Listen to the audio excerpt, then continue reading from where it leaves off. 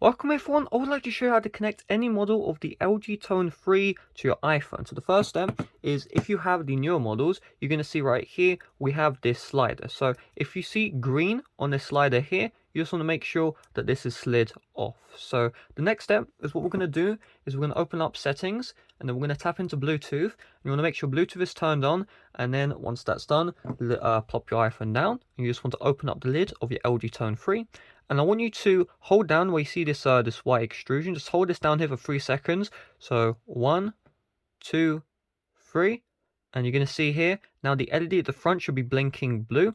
Once it's blinking blue, you want to check your iPhone, and on the iPhone instead of the Bluetooth you should see the LG Tone right here. Any model of the 3 will be showing up, the one you have. Just tap into it, and just like that, your LGs have been successfully connected to your iPhone. So hopefully this video did help you out. If it did, make sure to leave a like, subscribe if you're brand new. Quickly, I recommend you do get the LG Tone Free app from the App Store if you like to mess around with the settings. With that being said, thanks for watching. See you guys later. Bye bye.